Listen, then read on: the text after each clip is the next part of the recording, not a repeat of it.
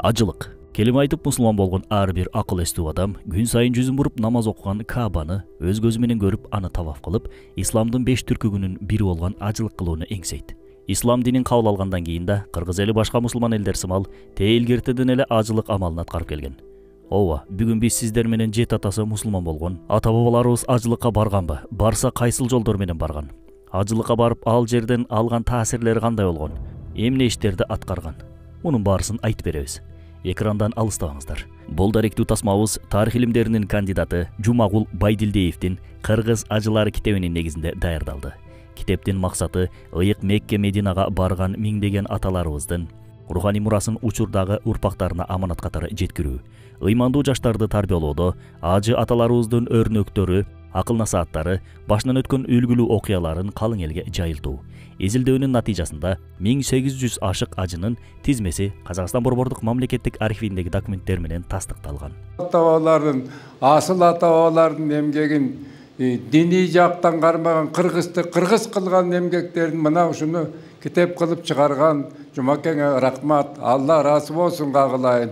Бул абдан чоң нерсе. Мына биз көп жылдан бери, мына көп жыл болду, ушу орусташкан эл болдук, канча болдук, мен 80 канчадам. Шундан бери бир мен ушундай мен уга элек болчу мында. Бул абдан жакшы. Бул өзүнчө тарых абдан жакшы нерсе. Ошон үчүн мен силерге ушундай эме кылганыңа ыраазымын. Жумаке каякта отурасың? Айланайын ушул бейлиңер берекет толуп турсун. Пешениңерге бакталай конуп турсун. Жакшы деген күндөрүңөр көп болуп, жаратканыма ыраазы болуп турсун, жалып турсун. Чоң ата бардыгына алыс болсун, чоң эне суук сөздөн алыс болсун. Келини кербестенип бой көтөрбөй, улун да уят менен намыс болсун. Кагылайындар, ден соолук, аманчылык болуп, улууларды сыйлап, качанкы өтүп кеткен ата-бабаларыбыздын биздин улуу сыймыгыбызды сыйлаганыңар үчүн, ошого чогулганыңар үчүн тоюңар той кылансын. Ден соолук, аманчылык болсун. Мындай тойлору ашып ташып турсун. Кыргыз бойдон кала берсин. Амин Аллаху акбар. Баарыбызга белгилүү болгондой эле, кыргыз эли 9-10 кылымдардан баштап эле ислам динин кабыл алып, мусулманчылыкты тутунуп жашап келишкен. Бардык жолдор Меккеге алып барат демекчи. Орус оторчулугуна чейин элибизде жазма булак архив деген болбогон үчүн кыргыз ажылары жөнүндө 19-кылымдын аягына чейин эч кандай маалыматтар жок. Көпчүлүк учурда ооз-эки атадан балага санжырай иретинде гана айтылып келген. Бирок орус падышачылыгына кошулгандан кийин архивдик кызмат иштеп, ар бир ажылыкка барган адамдын тизмеси так жана даана аныкталган.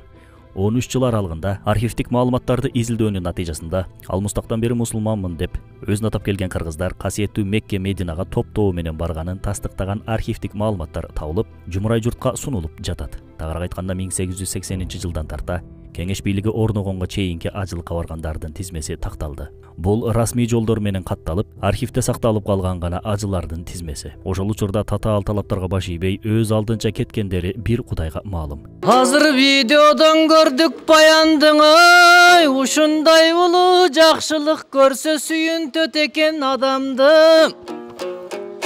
Бүгүнкү иш-чарага туугандар барыңар таштап келдиңер кадамды.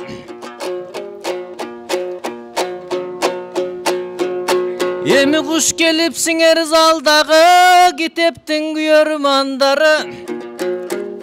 Жараткан Кудай дем берип ой, бүгүн жакшылык кулат жайганы.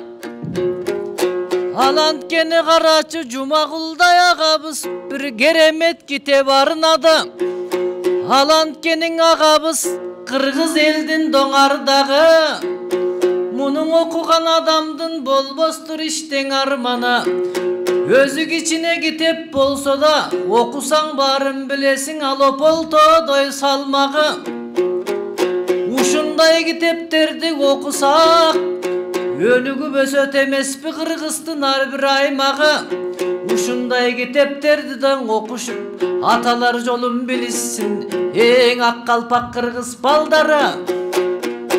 Анткенин ажылардын тарыхын жазып берди дөң агабыз. Билимдин кенин аябай казып бердиң агабыз.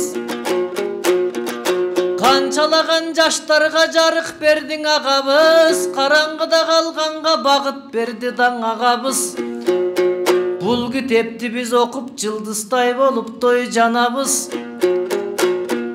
Аталары жолун үйрөнүп, буйруса биз таң ажылыкка барабыз.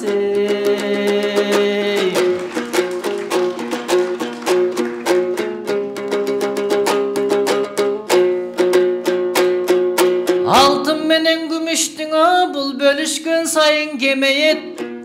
Акыл өнөр билимдиң ал бөлүшкөн сайын да көбөйөт.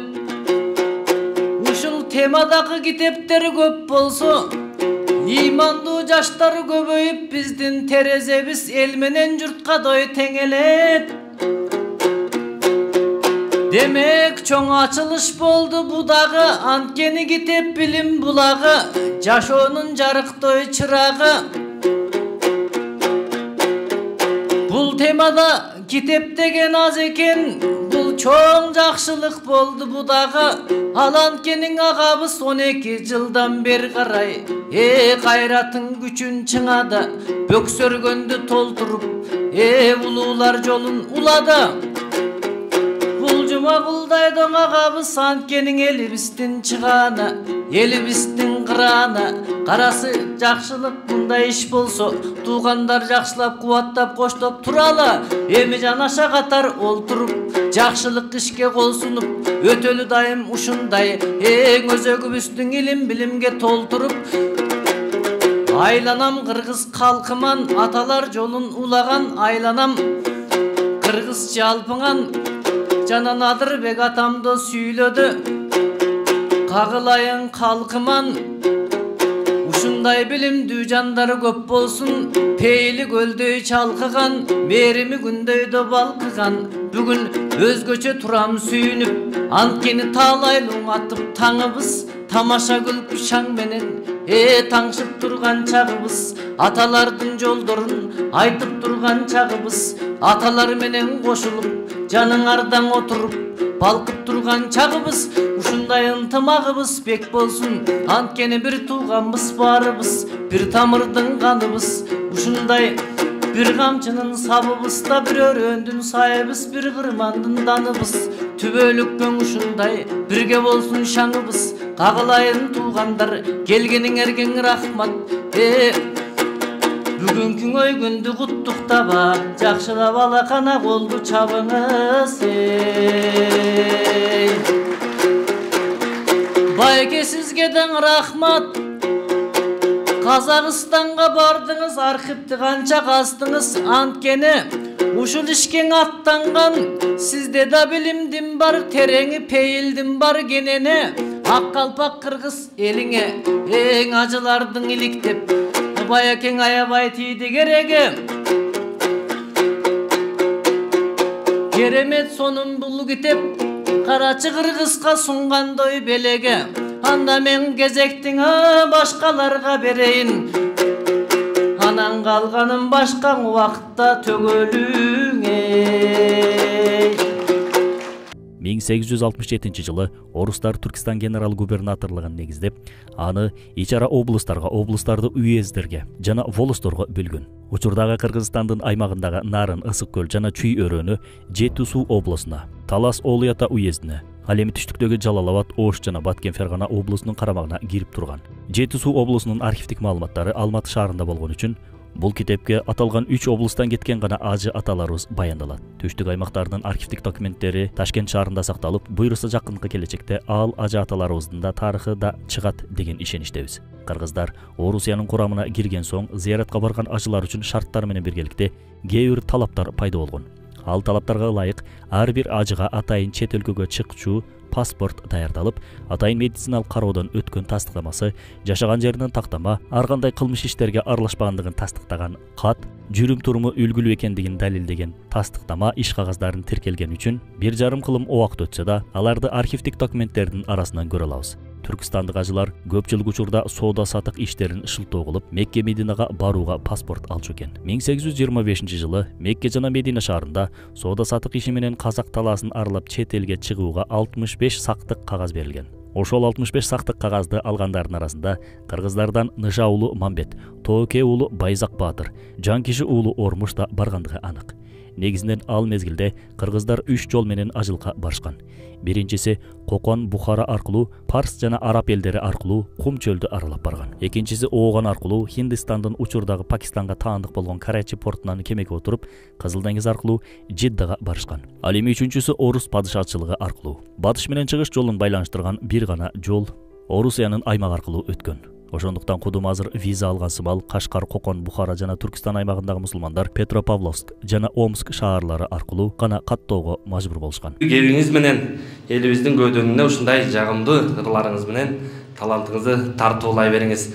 Эмесе туугандар, баягы баланын кыялы ата энесине маалым дейт го. Бүгүнкү жазылган китептин дагы тарыхы, башталышы, бул китепти жазууга эмне шыктандырган, мынчалык көп жылдар күтүп жазалган эмгектин натыйжасын биз бул китепти жазган ээсинен сурайлы. Кыргыз ажылары китебинин түзүүчүсү, тарых илимдеринин кандидаты, архив таануучу Жумагул Байдилдиев агайды чакырам.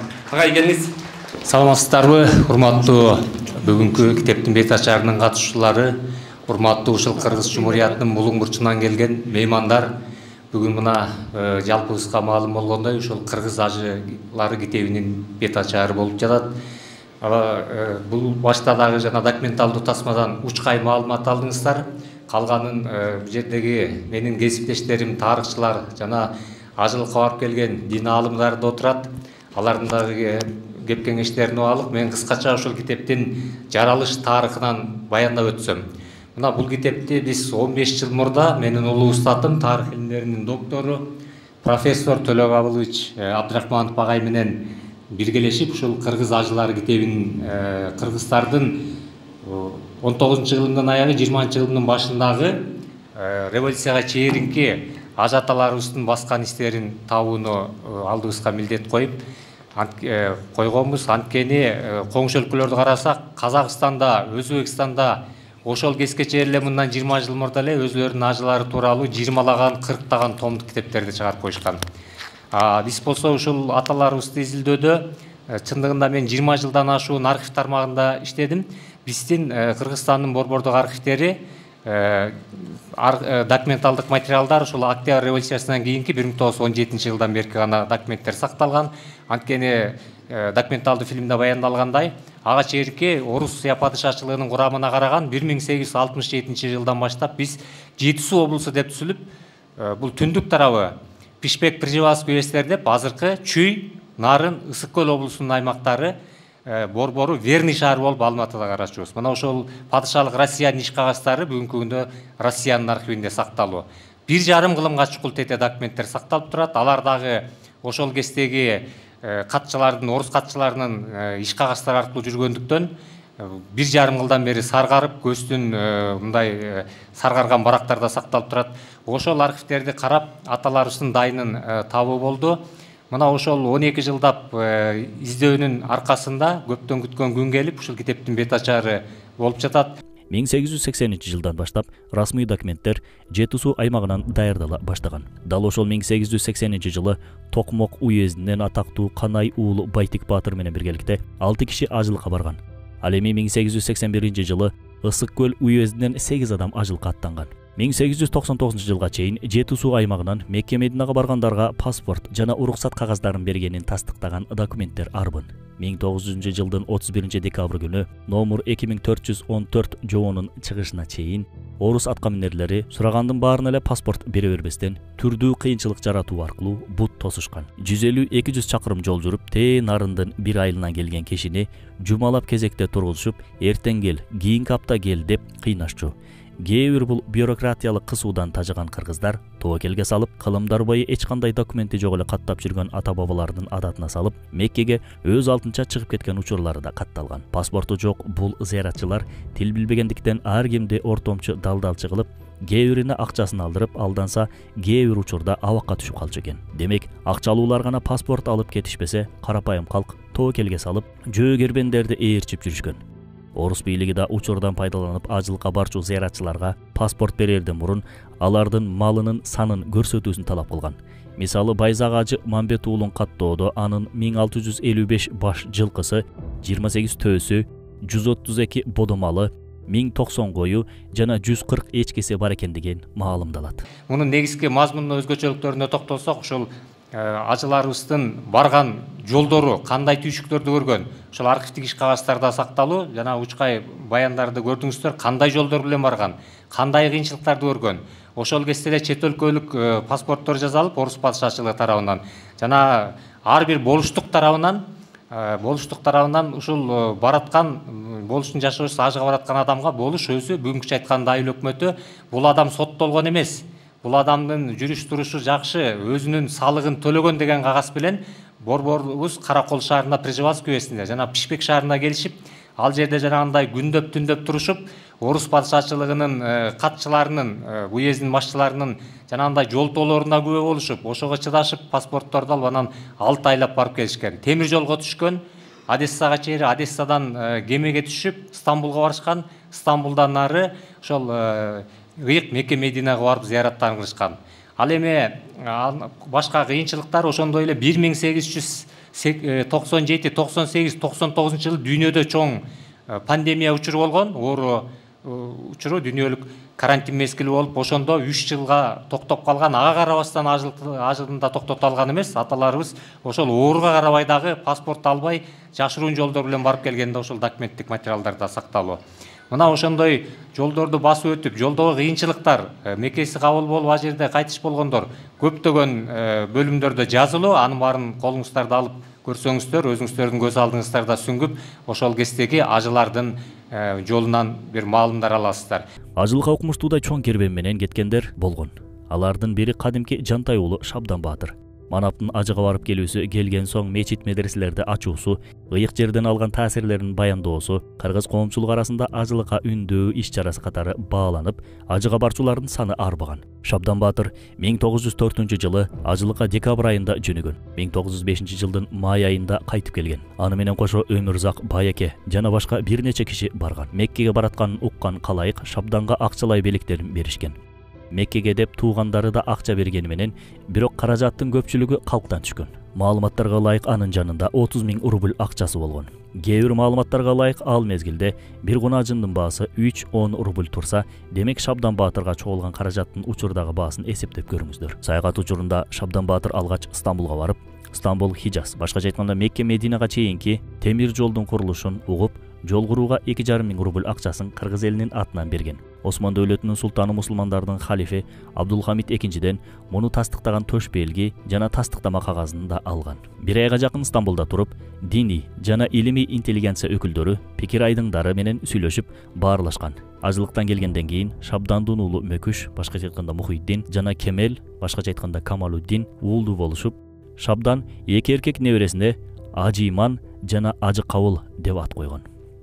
Ажылар алгач жолдун узактыгынан көптөгөн жүктөрүн артып жол жүрүшсө, 1900 жылкы жобонун кабыл алынуусу менен темир жол жана поезд кеме аркылуу сапарга чыгышкан. Бул ашыкча жүктөн арылып, кыска мөөнөттө сапарды аткарууга жол ачкан. Гезиттер аркылуу көптөгөн оокаттарды ташып жүрбөстөн эле аларды сатып, акча түрүндө алып жүрүү ыңгайлуу экендигин маалымдаган жарнамалар байма-бай чыгып турган. 1913 жылдагы Казак гезитине жарыяланган Ажы жолу түшүндүрмө жобосунда жолго алчу нерселердин тизмеси берилген. Бир көрпө, бир жастык, бир сыйра сый кийим, 5-6 жуп ич кийим, 5-6 сүлгү оромол, 1-2 дасторкон, төшөк жаздык орогон бир жука килем алышсын. Кыш мезгилине туура келсе, тон ичи калың кийимдерди поездге түшчү станцияда сактатып койгон, жерге калтырса болот. Поездден түшкөн соң кир кийимдерин таштап, сый кийимдерин кийип алышсын. Азык-түлүктү көп алуунун кажети жок. Каптап курут, каптап май алуу куру убаракерчилик. Поезд жана пароходдо акча аянбаган адамга тамак табылат. Ажылыкка акча аяган соң баруунун кереги эмне? Кээ бир ажылар азык-түлүктү көп алып,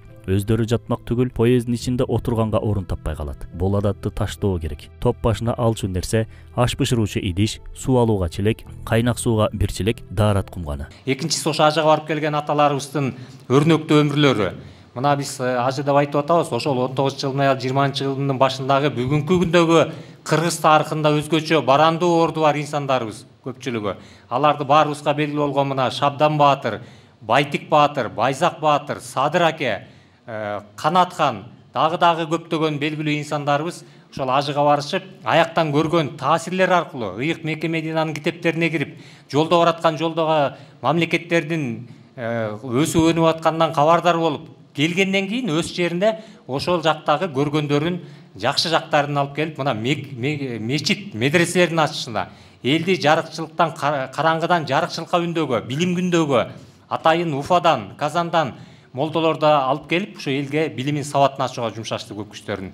Мына алардын баардыгы белгилүү болгондой, биздин тарыхыбызда өзгөчө барандуу орду бар 1916-жылдагы улуттук боштондук көтөрүлүштө көтөрүлүш жетекчилеринин тизмесинен ушул ажыга барган аталарыбыздын көпчүлүгүнүн бир 80% тизмесин көрсөк болот. Демек, улуттук боштондук көтөрүлүштүн өз алдынча мамлекет болобуз, өз алдынча улут болобуз, өз алдынча эл болобуз, өз алдынча улутубузду, тарыхыбызды сактайбыз, элибизди сактайбыз, кийинки муунга ушул мамлекетибизди калтырабыз деген инсандардын баардыгы ушул ажыга барып келген инсандарды көрсөк болот. Бирок алардын тагдырынын баары Улуу Октябрь революциясы келгенден кийин жанагы 29-жылы Оренбургка, ошондой эле Украинага сүргүнгө айдалып, жана акыркылары 37-жылдары ушул репрессиянын капшабы менен катуу тагдырлар менен аяктады. Падыша комиссиясынын корутундусуна ылайык Багдад менен Жидда консулдугунун эсеби боюнча Орусиянын аймагынан 19-кылымдын аягына чейин болжол менен 18-25 миң адам ажылыгын аткарган. Алгач жалгыздап барышса, кийин паспорт берилген соң топ-топ үй бүлө тууган урук менен баруу күчөгөн. Мисалы үй бүлөсү менен Тора айгыр болуштугунан Амантай Ормок уулу, аялы Суу Айыл менен Сарбагыш болуштугунан Жантай уулу Төлө, аялы Паңсат жана 3 жаштагы уулу Абдулла менен барышкан. Буга кошумча башка улуттун өкүлдөрү да ажылыкка барган архивдик маалыматтар кездешет. Көпчүлүгү Прежевальск уездинен барган дуңган бир туугандарыбыз. 1900-жылкы жоонун натыйжасында жаңы Мокубадагы паспорт берилип, төмөнкү бурчунан оң жактан жогору бурчуна карай паломнический паспорт, ажы паспорту деген сөз жазылган. Мурдагыдан айырмаланып, англис жана немис тилдеринде кошумча жазылбастан, анын ордуна араб тилинде жазылып, жана паспорт ээси жөнүндө маалымат камтылган. Мына Совет доорунда бул жерде аксакалдар отурасыздар, бул ажылык турмай атеисттер чыгып, ажыга барып келгендин балдарын кысматка койбой куугунтукталган учурлар болду. Молдонун уулу деп. Бирок ошол эле убакта мына азыркы урпактар айтып атышат, ушу ажыга барып келгендердин. Бизди дейт, айылдын эл укмуш сыйлачу дейт, чоң теринин мучкагы деп, ажакемдин баласы турбайбы деп, элдин арасында өзү гана эмес, балдары дагы аябай чоң кадыр-баркка жетишкен. Демек, ошо ажы деген сөз ажыга барып келген адамдын өрнөгү, анын жүрүш турушу менен ошол кездеги жаштарды, элди руханий адептүүлүккө, тазалыкка жана билимге ар кандай жат көрүнүштөргө, жаман көрүнүштөргө каршы күттөп турган таасирлүү адамдар болгон. Мына ошондуктан биз бүгүнкү күндөгү мезгил талабы дагы ушул кийинки келечек муунга мамлекетибизди калтырыш үчүн кандай биздин улуттук баалуулуктарыбызды таштайбыз. Мына президентибиздин Уңгу жол деген программасы чыкты. Ал Уңгу жолдо ушул өзүбүздүн тарыхыбыз аркылуу, өзүбүздүн салтыбыз, өзүбүздүн наркыбыз аркылуу жаштарды тарбиялап, өзүбүздүн кыргыз катары калыптантыш жөнүндө чоңдогон концепциялар бар. Ошонун ичинде бул жерде мына диний алымдарды отурасыздар, ошондой эле медресе, диний институттан келген дагы ага эжелерибизди чакырганбыз бүгүн. Бүгүнкү күндүн талабы ошол диний окуу жайларда Кыргызстандын тарыхы окутуш киргизилип жатат сөзсүз түрдө. Мына ошондуктан бул кыргыз ажылары китеби дагы ушу кыргыз тарыхын окутууда өзгөчө бир орунду алат деген ойдо болуп турабыз. Анткени жана 70 жыл доорун сүргөн Совет доорундагы тарыхыбыз бурмаланып келгенди баарыбыз угабыз. Мына бул жерде менин кесиптештерим тарыхчылар отурат.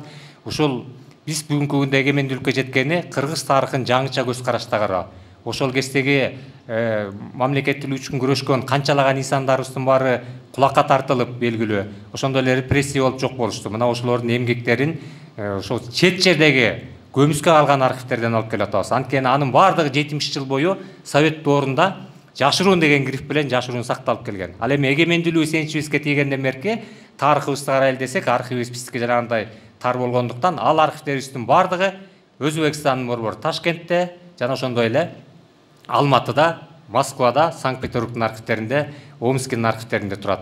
Демек, булардын баарын алып келип биз кийинки муундарга жеткириш ушу тарыхчылардын алдындагы милдет жана ишибиз деп эсептейбиз.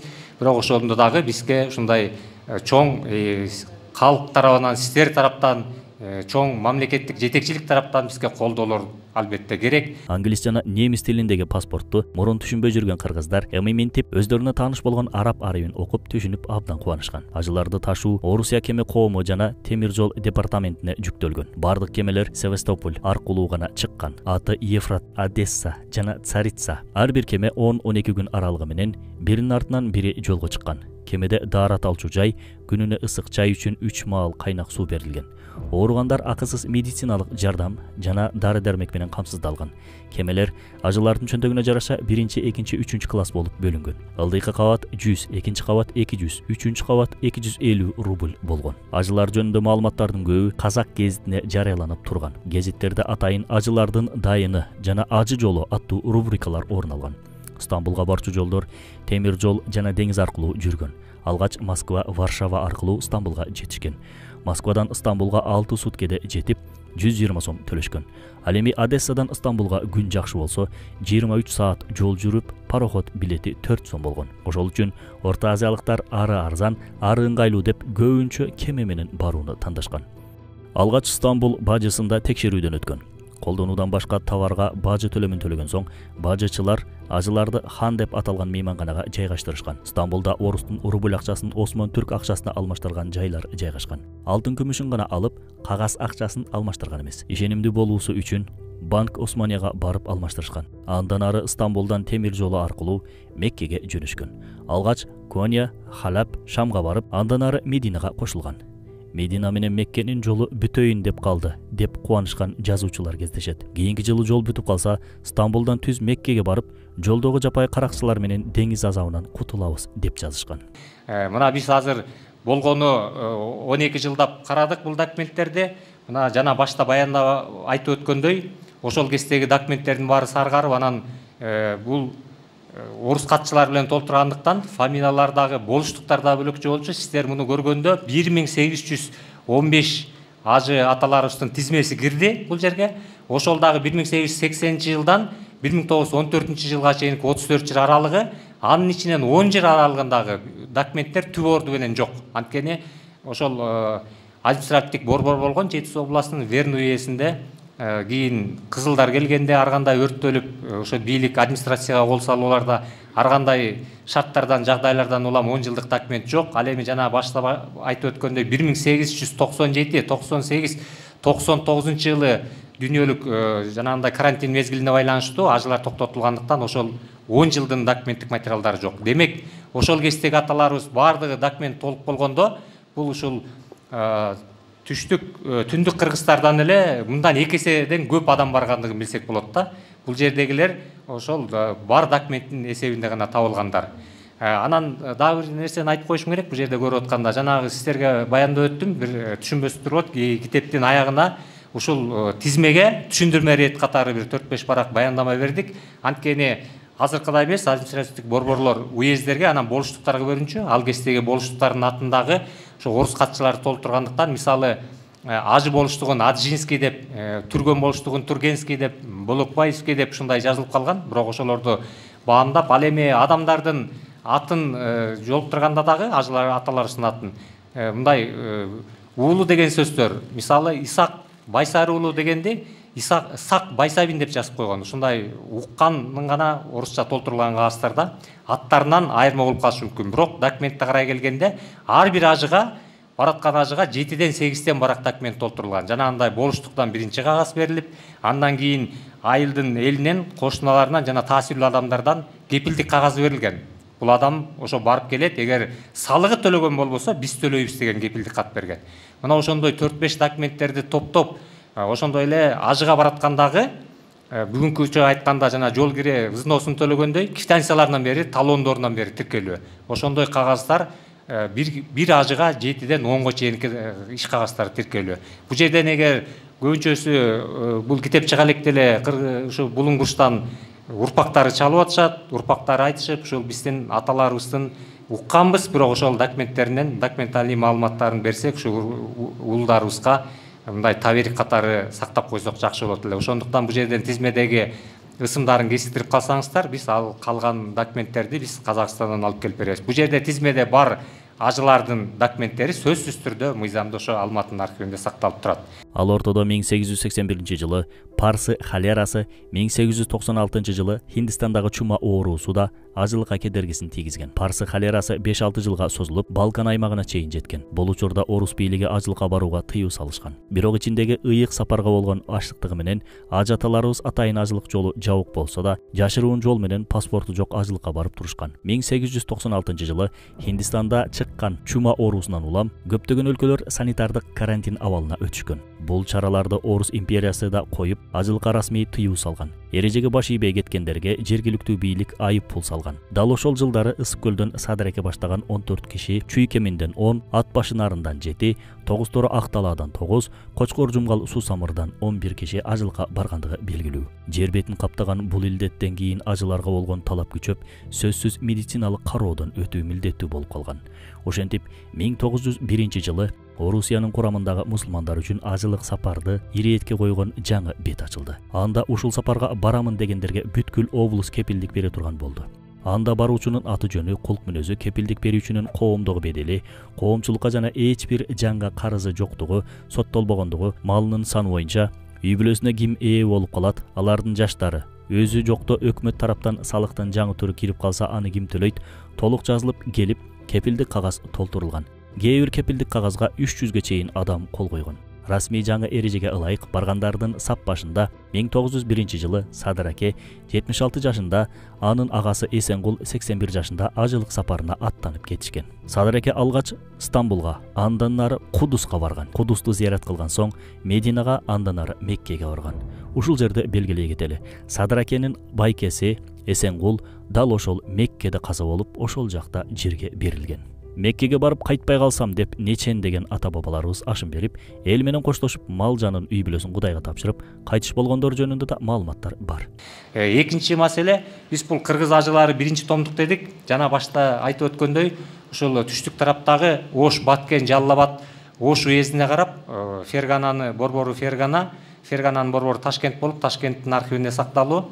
Ал боюнча иштер башталган, бирок ошол Өзбекстандын архивинен таап келип, алардын тизмесин дагы 2-чи томдукта берели деп атабыз. Ал эми Совет доорундагы, Совет мезгилинде биз баарыбыздын эле ойлочубуз, ушул Совет доорунда ажылык токтотулган деп. Бирок ошол мезгилде дагы 250 миллион калкы бар Советтер Союзунун элине атайын диний 43-жылы Улуу Ата Мекендик согуш күчөп турган мезгилде 43-жылы Орто Азияны Казакстан мусулмандар диний башкармалыгы уюшулуп, анын Кыргызстандагы ар бир 5 союздун муфтийи болуп Эшон Бабахан дайындалган. Ал эми ар бир республикада Казакстан, Кыргызстан, Өзбекстанда казылар шайланган. Биринчи кыргыздын союз мезгилиндеги казысы 43-жылы бул кадимки Шабдан Баатырдын уулу Аман Шабданов болгон. Ага атайын казы деген диний наамы ыйгарылып, биринчи казы болгон. Ошол киши Совет доорунда Аман Шабданов 46-жылы союз мезгилинде биринчи ажыга барган. Калгандары квота бөлүнгөн Кыргызстанга 2ден деп. Бирок Кыргызстандын бийлиги ошол кездеги бизге андай кыргыздардан 2 адам барчу эч кандай талаптарга жооп келбейт деп 2 жыл катар отказ берип койгон. Кыргыздардан эч ким барган эмес. Бул жерден 25 адамга квота бөлүнсө, документтерди карап отуруп 250 миллион бар калкы бар Советтер Союзунан араң гана 15 деген адам барган. 15 киши 1 жылда. Ал эми бүгүнкү күнү мына эгемен Кыргызстандан 1 жылда 6000 деген адам ажыга кетип атабыз. Мына ушунун баарын карап отурсак, союз мезгилиндеги ажылык тизилдөө дагы өзүнчө чоң тема. Ал эми эгемендүүлүгүбүз келгени канча миң деген Кыргызстандан ушул ажыга барып келип атасыздар. Бул жерде көптөгөн ажылар дагы барып келген ажыларды отурасыздар. Демек, ошол биз ушул мурдагы тарыхыбызды карап, баскан жолубузду карап, ошолордун баардыгын түгөлдөп алып келип, ошол тарых аркылуу, ошол аталарыбыздын өрнөгү аркылуу бүгүнкү жаштарды тарыхтан таалим алуу менен келечекте мамлекетибизди сактоого үндөсөк өтө жакшы болот. Ажылык сапарлар өлүм жетимсиз болгон эмес. Себеби чоочун жерде, чоочун элде, кышында сууктан ымдуу деңизде ат үстүндө жүрүп кыйынчылык көрүшкөн. Арасында каракчылар тарабынан шейит кеткендер да болгон. Канча кыргыз ажыга барганы белгисиз болгондой эле, алардын канчасы сапар учурунда каза болгонунда так даана айтыш кыйын. Меккеге жетип каза болгондордун да кызыктуу окуялар бар. Алардын ичинде Чоро болуштугунун бийи Сүркө уулу Боронбайдын баянына назар салыңыздар. 100 койдун баасына тең болгон алтын дилдени баласы Боронбай атага берип, карып калдыңыз ата, барбай эле койсоңуз деп чалынат. Жолдо каракчы көп, жол алыс деп суранат. Бирок карыя ата канат, ошентип шейит кетсем кана, кайра келип сенин жылкыңды багат деп жатасың ба? Деп жооп берген экен. Эл менен коштошуп кудум кайра кайтпачудай болуп кеткен Боронбай ата жана агасы ажылыгын аткарып кайра кайтып келе жаткан жолдо каза болушат. Жанында жүргөн ат башлык ажылар алардын аманатын кылган Куран китеби менен теспесин бала чакасына тапшырышат. Ажылар токтогон жеринде гезет редакциялары аркылуу тууган уругуна салам дуайын жеткизип турган. Мисалы, Казак гезитинин бир санында урматтуу Казак гезити, биз бардыгыбыз жолдошторубуз менен саламаттабыз. Ажылар Кирсон аттуу Москва пароходуна түшүп, Кара деңизден 1,5 суткада өттүк. Алла Таала үйдөгү түздөгүлөрүбүзгө амандык берсин. Ильяс Сейиткул уулу, Жазыкбай Козу уулу, Шахар Бейрут деген жарыяны окуялабыз. Анткени биз бүгүндөн баштап калбасак, мына учкан куштай баштаганыбызга 12 жыл, 15 жыл деп айтып атабыз. Башчы эле убакыт өтүп кетти. Эми кийин 15-20 жылдан кийин ошол бөлөк мамлекеттерде турган документтер дагы саргарып каралбай, дагы бүгүнкү көргөнүбүз эртең жок болуп аткан убакта кандай тоскоолдуктарга дуушар болот, ал белгисиз. Муну айтып саткан себебим бир гана бул Алматынын борбор эмесинде гана эмес, Алматы аркылуу Улуят уезде ошо Верный борбору, Верный дагы бүгүнкү Алматы шаарындагы гана документтерде эмес, бул биринчи паспортторду Петропавлдан, Омскиден алышкан. Анан биздин белгилүү таасирлүү кишилер Москва аркылуу кеткендер да бар атайын. Астрахан аркылуу кеткендер бар, паспортун алган. Мына ошолордун архивдерин карап чогултуу дагы бул өтө чоң. Дагы белгисиз ушул тизмеге кирбей калган, бирок эл оосунда айтылып атабыз барган деп жүрүшөт. Алардын ысымдары да ошол архивдерде жаткандыр. Демек булардын баарын колго алып албасак, кийинки муундардын алдында ушул тарыхыбызды тактап коюу чоң милдет деп эсептейбиз. Андыктан биз баягы акылман кыргыздар айткандай, аз деп неге корунабыз, көп деп неге көбөбүз дегендей болбой, биз кичинекей болсо дагы өзүбүздүн тарыхыбызды толуктай берсек. Экинчи бир себеби мына ушундай бир акылман кыргыздын акылдуу, акылман кишиси айткан экен. Асыл оюң болсо да айтылбай калса не арман деп. Анын сыңары ушунча жыл жазган эмгекти топ-топ алып чыгып, анан жарыкка көрүп сиздерге тартуулоого чоң жардам көрсөткөн. Мына бүгүнкү күндө баардыгы келип эле каражатка такалат. Ошого демөөрчүлөрүбүзгө дагы Азат Исанакуновго жана ошондой эле биздин белгилүү Кыргыздын кийинки жаштарынан чыккан Азамат Исмаиловго, актер, жана меценат ушул Азат Исакуновторго демөөрчүлүк колдоо көрсөткөн үчүн дагы чоң ыраазычылык билгиски кетмекмин. Ошондой эле мына азыр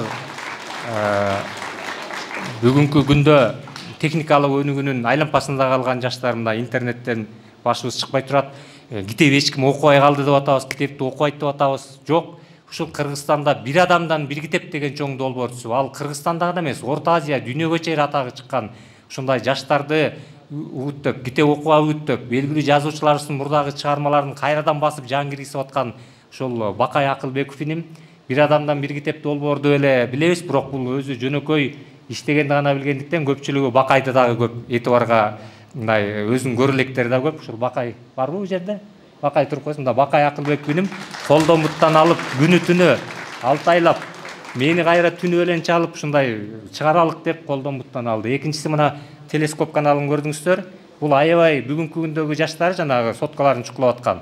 100 000 деген ашык YouTube каналда катталуучулар бар. Ошолорго өткөн тарыхыбыздан ар бир инсандарыбызды ушундай атайын телескоптон программа алып чыгарып атат. Мына Нуриет Абдулазиз негиздөөчүсү. Бул жигиттер мени колдомуттан алып, баягы кадимкидей канаат байлатып, ушундай китептин чыгышына өтө чоң жардамдарды беришти. Бул китептин чыгышы деле жөн жерден түшүп калган жок. Анткени мен көп жерде ушундай айтып калам, 30га чукул тарыхый китептер жаздык. Бүт архивдик материалдардын тастыктоосу менен жазганга аракет кылам. Өзүм 20 жылдан ашуун архивде иштегендиктен. Анан бул детектив же фантастика эмес, бул тарыхый архивдик маалыматтардын тастыктоосу менен, ошондуктан жазылыштагы, басыш жолу дагы өтө көптөгөн мушаккаттуу эмгек талап кылат. Аны мына биздин кесиптештерибиз билет. Ошондуктан бул жигиттерге да чоң ыраазычылыгымды билдирсем, калган сиздерди мына окурмандардын сынына коюп, мына аталарыңыздар үйүңүздөр барып көрүп алып, мактанып, мына мурда жөн гана менин атам болуш болгон, менин атам бий болгон, менин атам ажыга барган деп эл оосундагы сөздү айтсак, эми документтик тастыктоо менен кенен айтып, алардын басып өткөн жолун көз ардыңыздар да көрүп, ошо ата бабаларыбыз ушундай кыйын кишилер болор экен. Ошондой кандай кыйын мезгилде дагы ушундай ажыга барып келген экен деп бүгүнкү күндөгү балдарды чоң руханий тарбияга жеткиргенге, жетелөөгө жетелесе, анда биздин ушул жасаган ишибиздин акыбети кайтат деп эсептейт элем. Ажыдан кайткан ажылар ажылык сапардан таасирленип, жерлерде жадид усулундагы мектеп медреселерди ача башташат. Бирок бул нерсе падышалык бийликти тынчсыздандырат. Уруксат менен гана мектеп ачууга жол берилген. Падышалык бийлик тескерисинче дүние илимдеринен алыс болуп, бир гана диний сабактарды өткөн жана падышалык бийликке кыңк этпеген эски медреселердин калганына кызыктар болгон. Жаңы мектептерди алар панисламизм жана пантүркчүлүктүн булагы катары көрүшкөн. 19-кылымдын орто ченинде кыргыздардын арасында кат сабаты жоюлгандар, зыялылар, көбүн эсе молдолор, ажылар болгон. Ошондон улам кат сабаты жоюлгандын баарын молдо деп атап калган. Эл арасында Алдаш молдо, Талып молдо, Үмөт молдо, Молдо Багыш, Молдо Нияз, Нур молдо, Нышан молдо, Нурдин молдо, Молдо Кылыч, Тоголок молдо деген аталарыбызды билбеген киши жок болсо керек. Ажылар келген соң жашоосу түп тамыры менен өзгөрүп, эл арасында калыстыкты камсыздап, ар дайым адилеттүүлүктүн символуна айланышкан. Ажыга барып, кайра кайтып келген эл башлары жанына бир молдону алып, аны колдоп, элди ислам динине үгүттөөдө жардам берип, дем беришкен жана молдолордун кадырын көтөрүшкөн. Колунда барлар мектеп медресе, колунда жогу эч болбосо ылайдан сокмо мечит салып, ислам динине кызмат кылышкан. Мисалы, Шабдан Баатыр Меккеден кайткан соң 1909-жылы Чоң Кеминдин Тарсуу айылында медресе салдырган. Медреседе 300 бала окуп, Наманган медресесин бүтүргөн Исамидин аттуу агай жетекчилик кылган. Орунбург, Казан, Уфадан келген түрк тилдүү устаздар сабак беришкен. Осмоналы Сыдык уулу тарыхы кыргыз Шадмания аттуу эмгегинде Шабдан ачкан жадид медреселеринде 3-4 айда балдардын сабатын толугу менен жоюлуп, 8 айда ыйман, ислам негиздерин үйрөтүүгө жетишкендигин баяндаган. Мындан сырткары парсы жана түрк тилдеринде китеп окуп, манап болгон сокулук болуштугунан чыккан Чолпонгул ажы Тынаалы уулу 1902-жылы ажыга барып келген соң жадиддик мектеп ачкан. Байзак Тооке уулу да ажыга барган соң өзгөрүп, билимсиз оруска тең келе албашына көзү жетип, илим билимге элди багыттап, отурукташа баштагыла, дыйканчылыкка оогула, мал бир эле жуттук. Колдон келсе балдарды мектептен окуткула, орустун тилин, илимин, өнөрүн үйрөнсүн деп кайрылып, Жумгалдын Карамойын айылында биринчи болуп медресе салдырган. Касмаалы ажы Мамбет уулу ири манап болуп, ажыдан келген соң Коланак айылына мечит жана медресе салдырган. Ал жерде окуган окуучулар кийин Совет бийлигинин алгачкы интеллигенциясына айланган. Кочкордон чыккан белгилүү Канат хан Ыбыке уулу бир баласын медресе Галияда окутса, экинчи баласын Пишпектеги гимназияда окуткан. Өзү да Талаа булакка медресе салдырып, айланасына бактарак тигип, кудук каздырат. Байгедейин ылгабай, шыктуу балдарды окуткан. Белгилүү инсандардын арасында Эшеналы Арабай уулу кайнатасы Кайбылда менен чогуу 1906-жылы Меккеге барышканы айтылат. Бара-бара ажылардын таасири менен Кыргызстандын түндүгүндө көптөгөн мечит, мектеп, медреселер ачылат. Ар бир ажы ажылыктан кайткан соң өз айылына көпүрө куруп, кудук казып, бак тигип, жол салганды милдет катары көргөн. Өз убагында садакасын берип, жекетин чыгарып турган Актала аймагындагы Ысрайыл уулу Калпа ажы Саяк болушу Муса кожо менен биргеликте алгачкы медресесин ачышат. Ал жерден айтылуу Тоголок молдо атабыз агартуучу катары тарбия алган. Медреседе араб ареби жана шарият илими менен кошо каада салт, үрп адат, алт дастандар, макалла каптар, жомуктор, тамсилдер айтылып, тарых илими окутулуп, окуучулардын руханий дүйнөсү байытылган. Аталган медреседен көптөгөн агартуучу жана акындар чыккан. Кодонтай ажы Карабек уулу 2 жолу барып келген Мекке сапарынан таасирленип, Жетөгүз аймагында мектеп салдырган. Ал жерде белгилүү Ыбырай Абдрахман уулу мугалимчилик кылган. Сузак аймагынан чыккан Сулайман ажы Коргон менен биринчи жолу чоң сарай салдырган. Короозунда мейманкана, мечит, медресе да курдурган. Кушчулардан чыккан Сулайман ажы медреседе балдар кыздарга сабак берип, жума күнү өзү кутба окуган. Жетим балдарды акысыз окутуп, чоң чайкана менен мончо курдурган.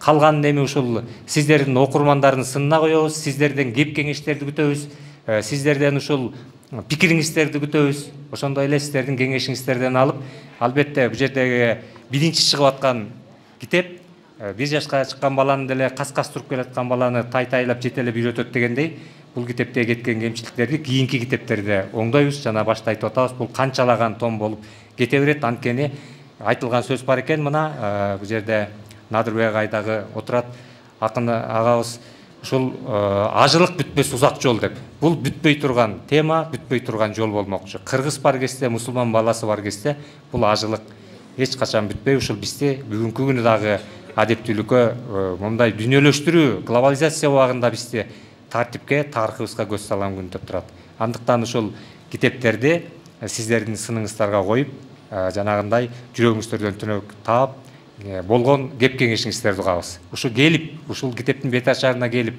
көңүлүңүздөрдү буруп келгениңиздерге сиздерге мен чоң ыраазычылыгымды билдирмекмин. Буга чейин исламга бир аз кош көңүл караган кээ бирки кыргыздар орус оторчулугунан таасирленип, натыйжада исламга ыктап дин менен жашаш керектигин сезе башташкан.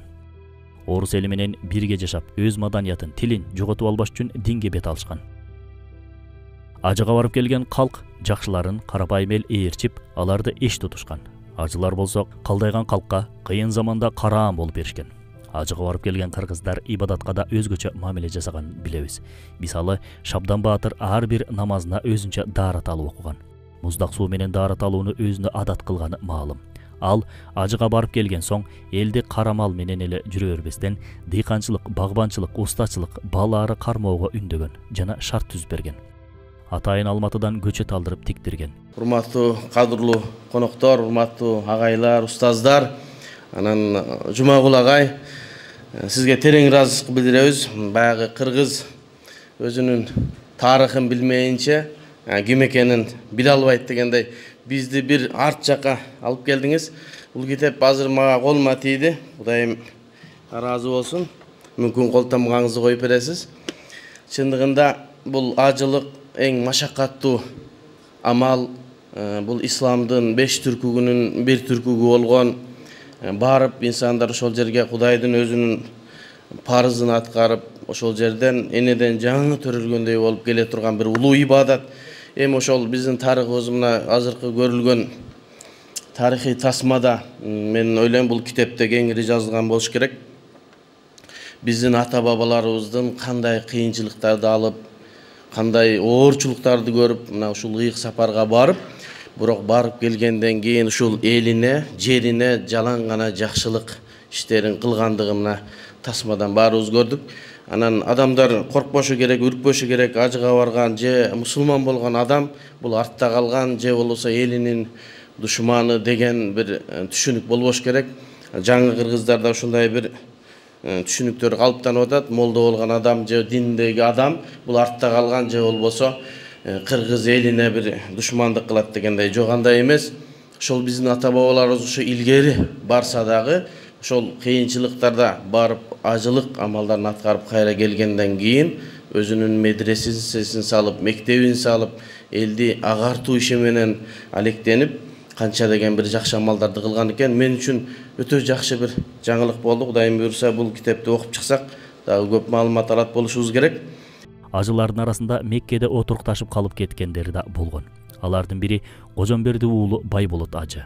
Шабдан, Балбай, Тилекматтар менен дос болгон бул киши шариятты бекем карманып, 5 парыздын бири болгон ажылыкты аткарууга бел байлайт. Ал 10 жыл Меккеде окуп, 10 жыл медреседе иштеп жаткан учурунда Ысык көлдөн барган Кылыч ажы менен жолукканы маалым. Уулдары Талып молдо менен Ахмат молдо белгилүү аалым болуп, элди үндөп, кыш куюп мектеп салышкан. Талып молдо өтө көп окуган, көптөгөн тилдерди билген, өмүрүнүн аягында япон тилин өздөштүрүп, Карл Маркстын Капиталын түп нускасы менен немис тилинде окуп турчу экен.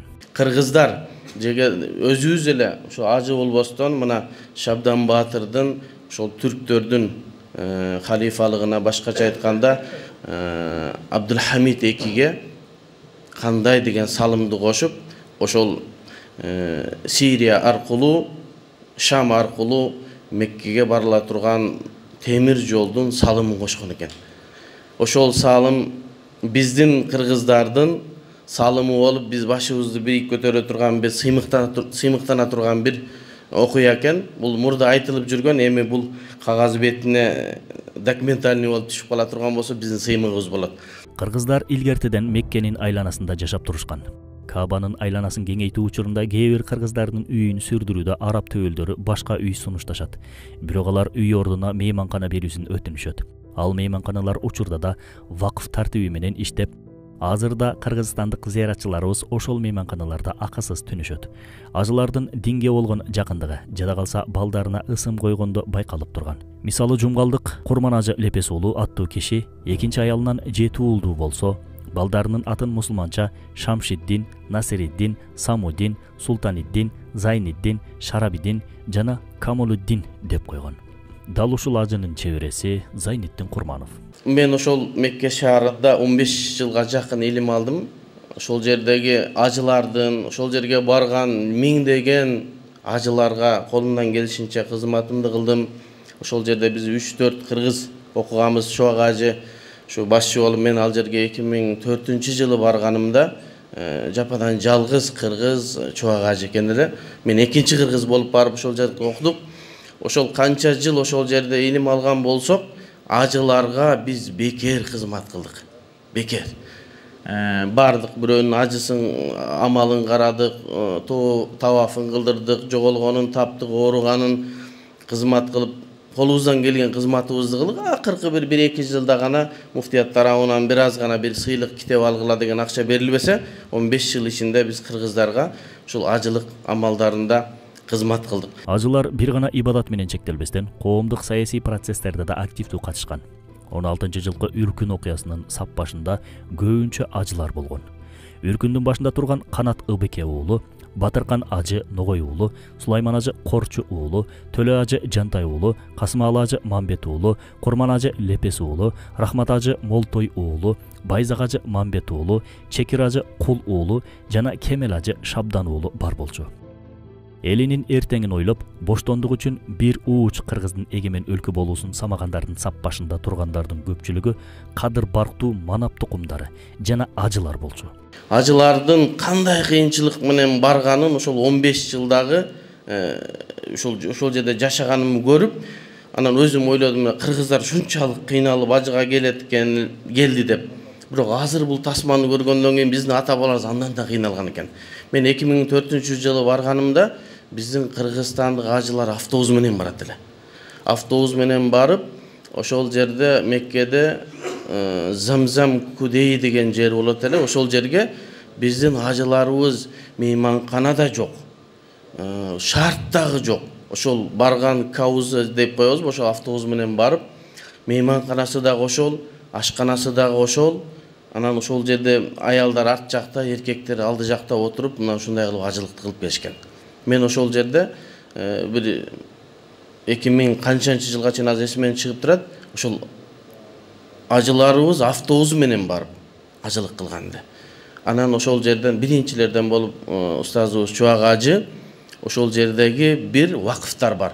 Бекер мусулмандар жата турган бекер вакыфтарга сүйлөшүп, биринчи түштүк жергесинен келген ажылар жаткырылып, ал мезгилде Мураталы ажы муфти болуп турганда ошону сүйлөшүлүп, анан эң оболу ошол түштүк жергесинен барган ажылар биринчи жолу мейманканага жаткан. Андан кийинки жылдарда анан кайра сүйлөшүүлөр жүрүп, себеби ал вакыфтар могул жерде да бир кыскачараак айтылып кетти. Вакыф деген адамдар барып бекер жатып ажылыгын кылып келе турган мейманкана. Ошол мейманканаларда баягы жана алып баруучу бир жакшы нерсени айтып кетти. Жана Македонский менен Чингисхан башкалар тарыхты өзгөрткөн эмес, тарыхчылар тарыхты өзгөртөт дегендей, ошол тарыхтын жазууларында ошол жерге барып коюлган вакыфтардын аттары мен билгенден өзгөртүлгөн да. Себеби ал жерге барылган ошол вакыфтар өзбектер жатсын деген гана бир жазуу жазылынган. Ал мен билгенден ошол Саудия мамлекети Осман империясынан бөлүнүп чыккандан кийин жаңы бир кагаз документацияга келип аткан мезгилде ошол жердеги бар адамдардын жазуусу менен ушундай болуп калган болуусу мүмкүн. Себеби бул эски тарыхый жактарда биздин 1800-жылдагы барган ажыларыбыз ошол жака барып, баягы өзү ажылык кылгандан кийин ал жерде жашаган акчасы барлар барган экен да. Анан ошол жерден үй алып, анан ошол үйлөрдү Кудай жолуна деп таштап кеткен экен. Андан кийин ошо айтып, ошо биз жактан келген мындай сыпаттарын айтып, ошолорго бекер жатсын деп жазылып кеткен экен. Бул китепте ар бир болуштуктан көтөрүлүштү жетектегендердин аты жөнү толук берилген. Биринчи дүйнөлүк согуш болуп, 1916-жылдын июнь айында кыргыздарда уулдарын согушка жөнөтүшү керектигин Канатажы Ыбыке уулу угуп келет. Элди чакырып акылдашып, падышанын бул буйругуна каршы чыгышат. Тизмеге кирген 300 жигит барбайбыз, алардын жолунда согушпайбыз, буга каршы күрөшөбүз деп чыгышат. Канатажы болдулорду чакырып маслихат курат. Жыйынтыгында ниети казат уруш чакыруу бүтөмүнө келет. Башкача айтканда, казат ниетинде уруш чыгаруу деген жыйынтыкка келишет. Кол чогулткан кыргыз баатырлары чеп орус айылдарына тап коюп, бирде ийгилиги жетсе, бирде куралдык жактан алсыздыгынан кырылып, чар тарапка үркүп качканга мажбур болгон. Эми мен ошол жерде иштеп жүрүп, ошол чубак ажыны окуп жүргөндө чубак ажынын кызматы менен биринчи түштүк тараптык ажылар ошол жерге биринчи болуп жатты да, себеби жанагы документтерде өзбектерге деген жазуу бар болгондуктан, анан түштүк тарапта өзбектер көп, анан кыргыздар, анан бардыгы түрк атанын балдары деп ошентип анан түштүк жакта, анан кийинки жылы жо биз Кыргызстан бир мамлекетпиз. Антип бир мамлекетти экиге бөлүп, түштүгүн жаткызгыла, түндүгүн жаткызбагыла деген биз макул боло албайбыз. Эгерде кабыл алсаңар, бардык Кыргызстанды кабыл алгыла. Болбосо биз бул вакыфтан баш тартабыз деп сунушун ошол биз чогулушка барып ошондо айтканыбызда, анан алар ойлонуп көрүп бүтүндөй Кыргызстанды кабыл алып, азыркы мезгилге чейин ошол кыргызстандыктар ошол бекер вакыфтарда жатып атышат. Совет бийлиги келген соңда бул ажылардын азабы токтобой, жаңы бийлик диндар манаптарды душман көрүп, алардын мал мүлкүн кулакка тартуу саясаты менен алып, өздөрүн Оренбург жана Украинага сүргүнгө айдап турушкан. 1927-жылы 27 март Крабкомдун аткаруу бюросунун чечими менен 21 бай манапты сүргүн кылуу чечими кабыл алынган. Алардын ичинен көпчүлүгү ажыга барып келген кишилер эле. Алар алгач Оролго, андан ары Оренбургка барышкан.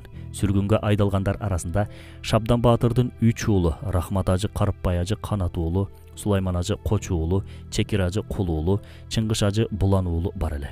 Булардын көпчүлүгү үй бүлөсү бала чакасы менен кошо сүргүнгө айдалган. Тилекке каршы советтик бийлик алгач түзүлгөн кезде алсыз болчу. Дал ошондуктан 1920-жылдан баштап 10 жыл ичинде мусулман коомчулугуна шарттуу эркиндик берип, ичара бири-бири менен уруштуруп атып, мусулмандарды алсыздаштырган. 1930-жылдан тарта толугу менен ажылыкты токтоткон. Совет доорунда дээрлик ажылык сапары кеп тагылынган эмес. Кан буугандай эле токтогон. Бирок ошол катаал шарттада ажылык сапарын кылып келген аталарыбыз болгон. Бирок СССР башында турган бийлик 1942-жылы фашисттик Германияга күчү жетпей баратканда эл ичинде диний риториканы колдонуу аркылуу согуштун нугун бурганга аракет жасаган. Дал ошол учурда куугундук жеген молдолорго бир аз эркиндик берилген. Москвадан келген директивага ылайык молдолор эл аралап батышта даджал чыкканын, жанага каршы туруу ар бир мусулмандын милдети экендиги айтылып, ыйык согуш, жихад, казатка катышуу ар бир мусулмандын милдети экендиги жайылган. Орус бийлигинин ишенбестик менен карап жаткан калайык молдолордун тилине кирип, балдарын согушка жөнөтүп, каткан байлыктарын катын кесек колундагы билерик тагынган сөйкөлөрүнөн өйдө өкмөткө өткөзө баштаган.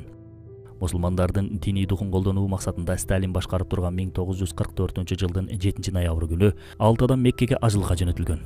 Анткени Гитлердик Германияда мусулмандарга ыктап, немистер менен мусулмандардын орток душманы жөөттөр менен орустар деген тактиканы колдонгон эле. Мен эмне айткым келип атат? Бул жакта ошол тарыхый нерселерде мүмкүн мен ошолордун аттарын табам.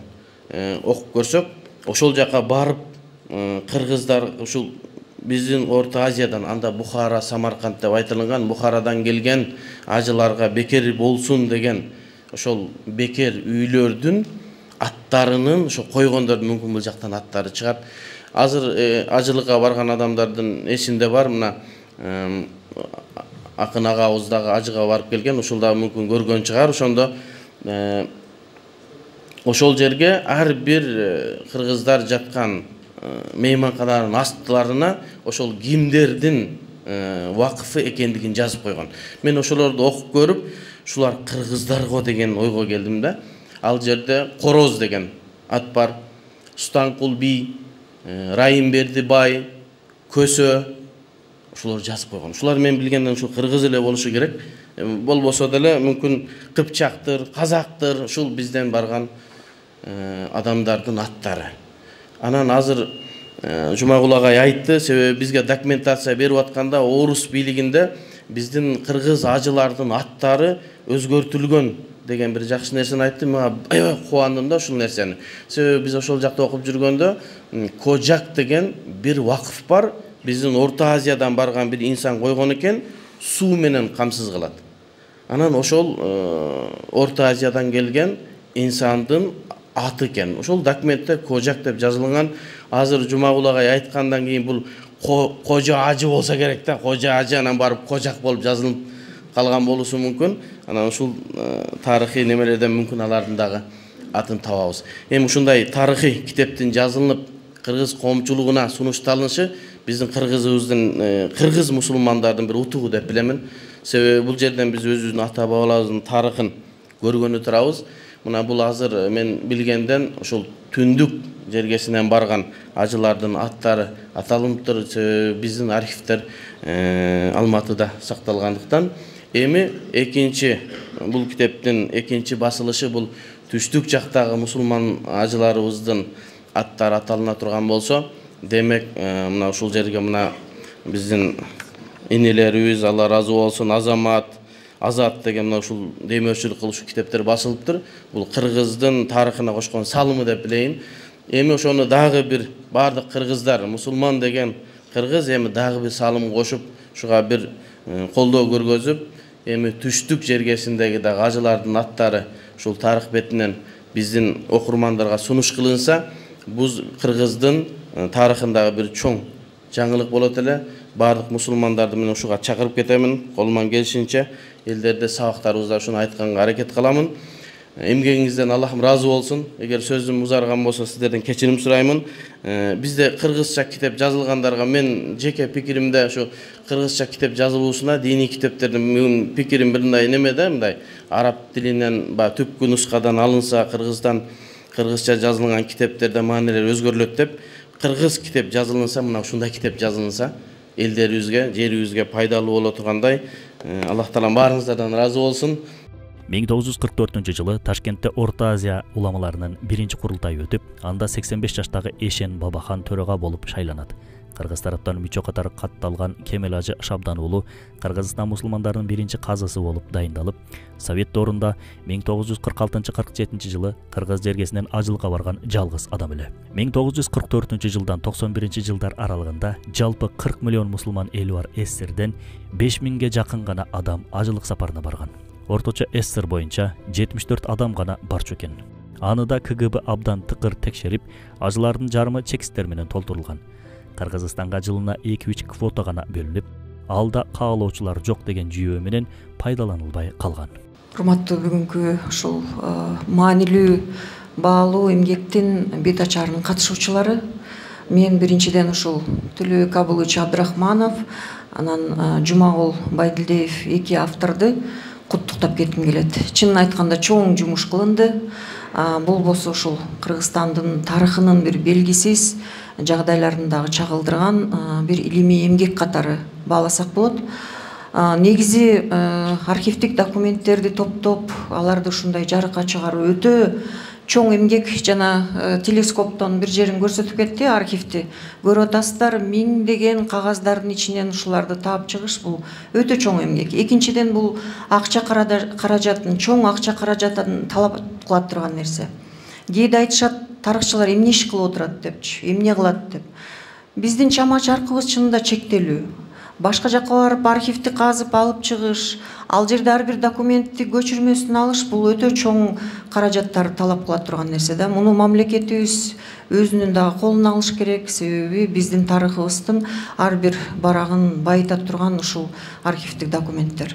Эми мен бул китепти карап отуруп, ушул кыргыз ажылары деп айтылып атат.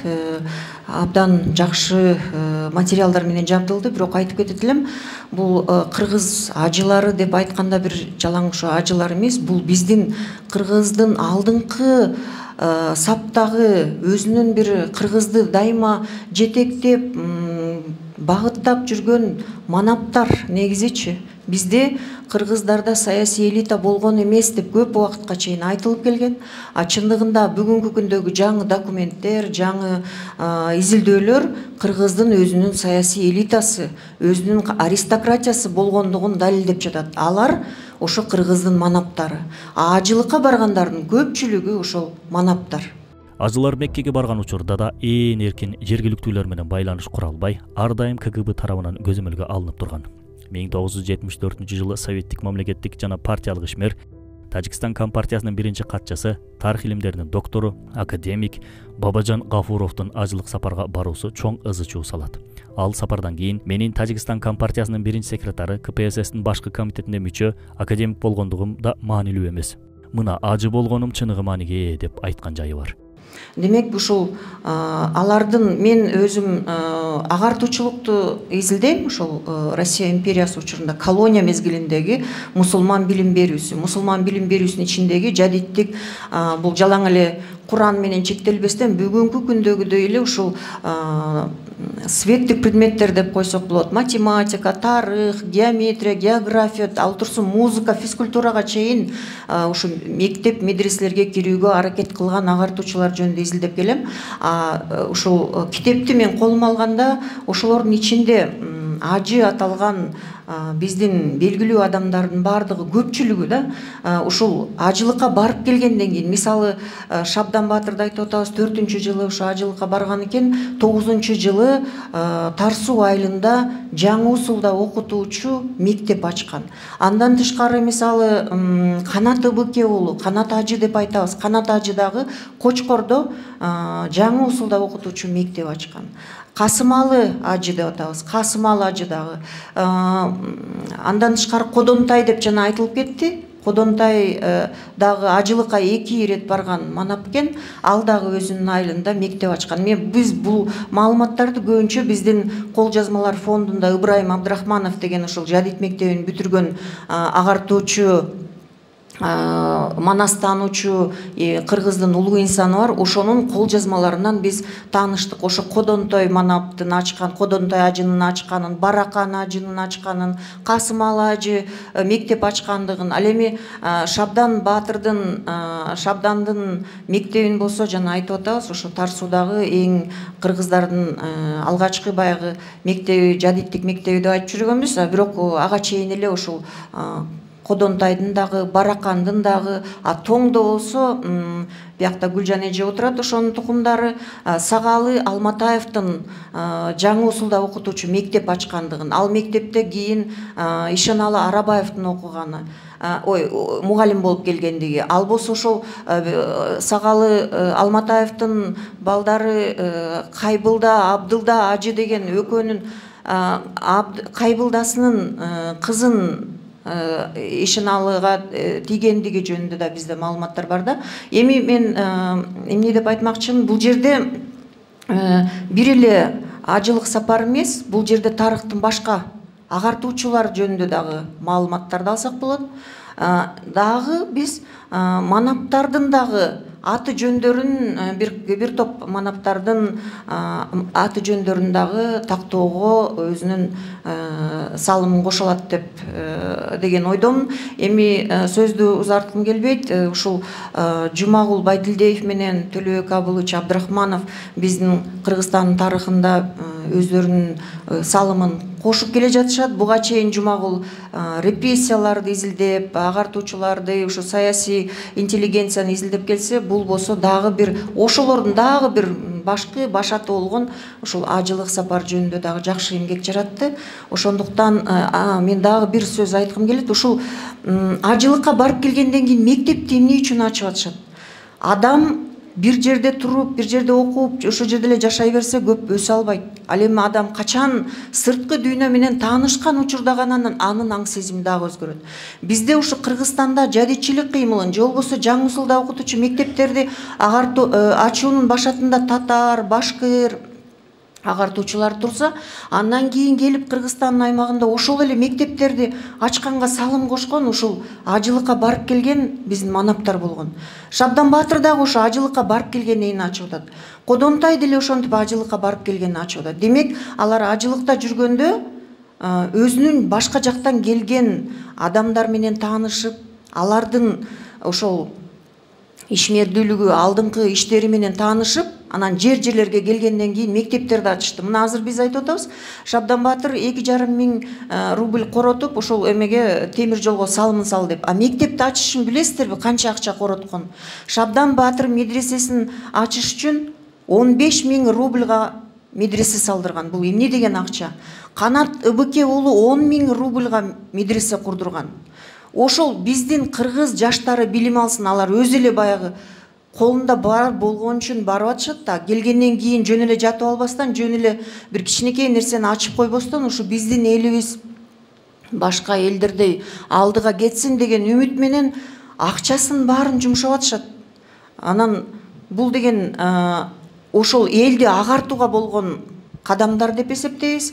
Андан кийин жана 16-жылы улуттук боштондук көтөрүлүшүндө жаңы чыкканда көпчүлүк билимдүү адамдар чыкпагыла, бул деген жеңилип каласыңар, бул өтө коркунучтуу дегенде, эл болбой көтөрүлгөндө алар элди таштап деле империяга бийлик кылып кетсе болмок?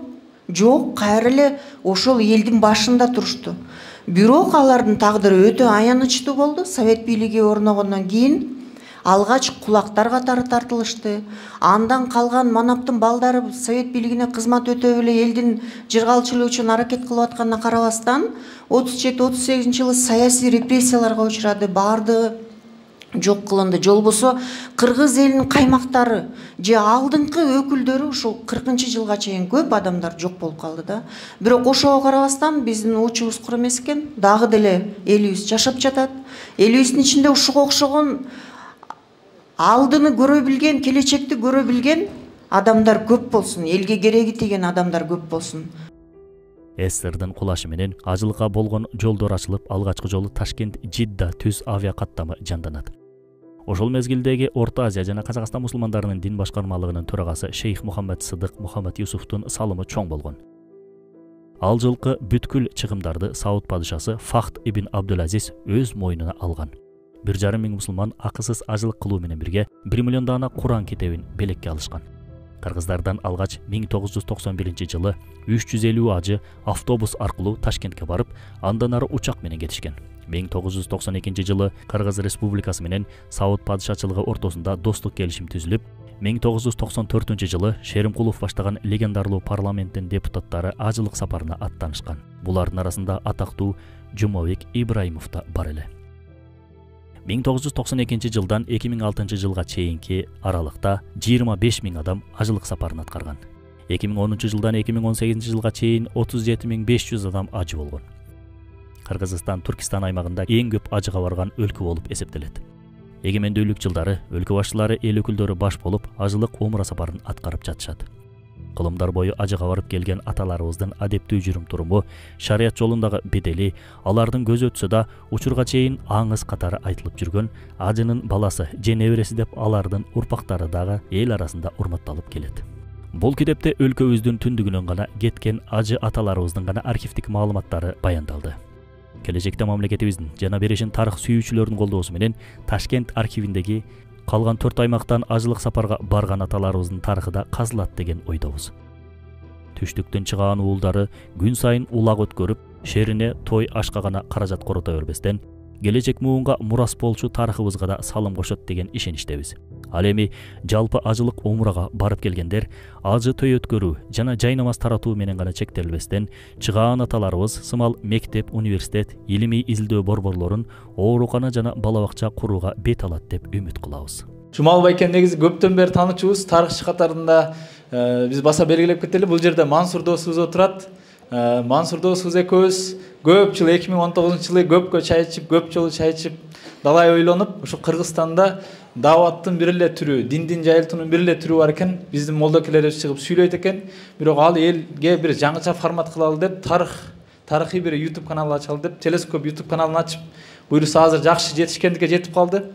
Көптөгөн элдер тарыхты көрдү. Тарых кызыксыз илим, тарых деген тажатма, түшүнбөйбүз деген сөз жалган экен. Болгону усул маанилүү экени, орусча айтканда подача маанилүү экенин байкадык дагы.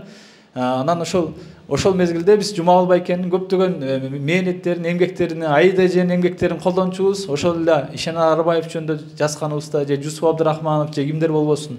Анан март айынын башында мен айылда болгондо Бакай мырза менен байланышып калды. Жумагул айдын ушундай бир эмгеги бар экен, кыргыз ажылары десе мен таң калдым. Канча ажы бар десем бир 600-700дей адамдын тизмеси бар экен деди. Анан айылдан келип агай менен жолугуп, агай бизге китебин алгачкы беттерин ошо саптарын көрсөткөндөн анан кызыгып, "Жок агай, буну колдош керек" дедик. Анан демөөрчү издеп калдык. Ушул жерден учурдан пайдаланып демөөрчүлөргө ыраазычылык билдирейин. Биринчи демөөрчү болуп ушул өзүбүздүн досубуз Азамат Исмаилов каржылык колдоп берди. Артынан Азат Исакунов деген дагы бир байкебиз бар. Ал да колдоп, ошонун колдоосу менен агай экинчи ирет кайрадан Алматыга барып, дагы архивдик материалдар менен таанышып, мурункудай 600-700 эмес, сиздердин колуңуздарда турган китепте азыр 1830 ажы атабыздын аты жөнү бар. Эгерде кимде бир ошол түндүк жергесинен Нарын, Көл же Чүйдөн 7 атасын тааныган болсо, сөзсүз ошол атасынын атын табат. Эгер ажыга барган эле болгон болсо, ошол жерден таба алат экен. Анткени ошол жерде кайсы болуштуктан, кайсы уезден кеткен, жашы канчада болгон, ким менен кеткен, ошонун баардык маалымат ушул жерде камтылган. Анан ушул колдоо менен ушул китеп анан чыгып калды. Чыгып анан бизден болгон кызмат ушул экен. Биз эми баягы колубуздан кичине калемибиз менен кызмат кылалы деп, мен бир жагынан кубанычтамын. Бул китеп басмага бериле электен мурун биринчи окуган киши мен болдум. Толук китепти. Агай мага китебин берип, Мансур досума да бул жерден ыраазычылык билдиребиз. Мансурбек Канназар айтып, ушул тасма кылалы кыргыздарга мындай айтмакчы, каймагын сыгып берели китептин бир кыскача бир трейлер деп койдук. Азыр кино көрсөңүздөр деле ошо трейлерин жасалды деп, анан 3 күн убакытта мен жазмай болуп, бирок Кудай кичине ооруп калып, бир күндө кылганга мажбур болдум.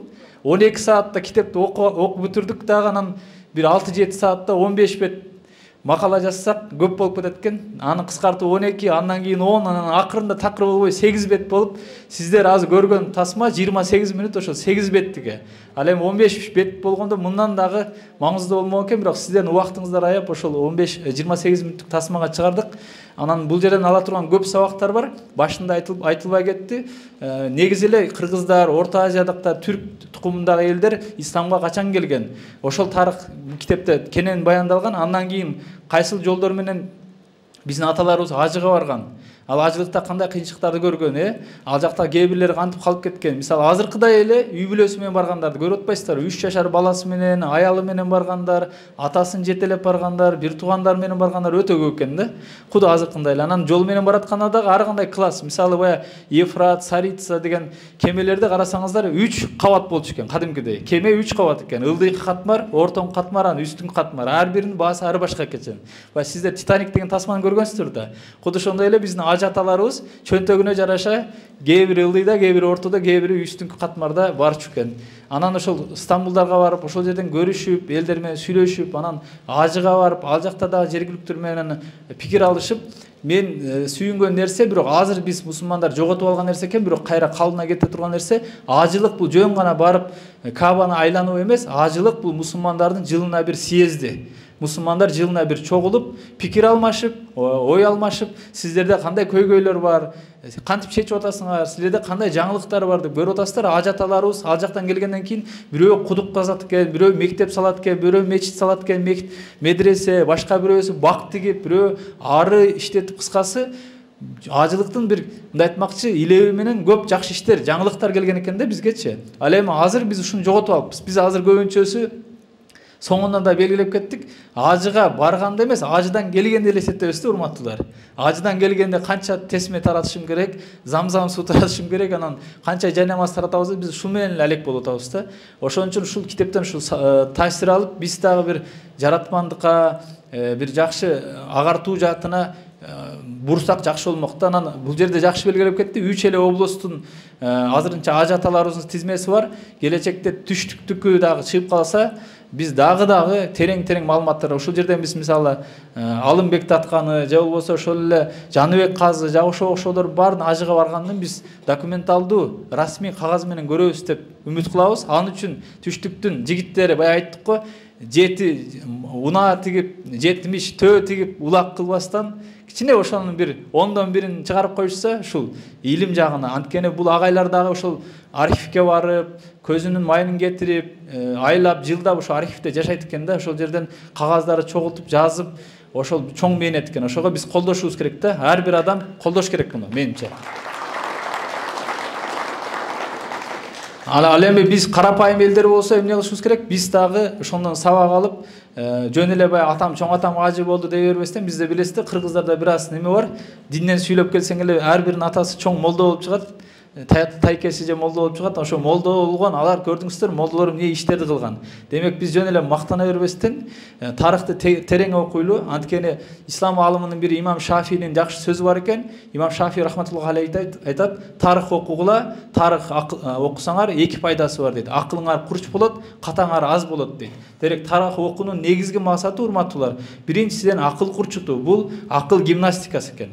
Экинчиси эмне? Бул биздин катабыз азаят экен. Демек тарыхтагы нерселер учурда дагы болуп атат. Учурда деле ошондой болуп атат. Ошол мезгилде биздин аталарыбыз кандай жакшы нерселерди жасап, ийгиликке жеткен, кайсыл жерде балким алар дагы пендечилик кылып жаза басса, биз ошол каталарынан эске алып, азыр биз туура жакка, туура нукка бурулганга аракет кылышыбыз керек экен. Жумагул агайга дагы бир жолу ыраазычылык билдирем. Жалпы ушу китептин чыгышына себепчи болгон, ушу тасманы даярдаганга себепчи болгондорго, уюштургандарга, сиздерге келип бергендерге, бул китеп дагы бизге мындай айтмакчы, ургач китеп болсун, келечекте дагы артынан китеп эричип турган китеп болсун. Бар жалпыңыздарга рахмат. Бүгүнкү ушул кереметтүү китептин күбөлөрү бизди баарыбызды, чоң аталарыбыздын канчадыр 100 жылдан ашык убакыт өткөн чоң аталарыбыздын арбагы, аттары баарыбызды бириктирип ушул жерде жаркырап, бүгүн ар бирибизге насип кылып отурат ушул китеп. Мен да китеп жаздым эле.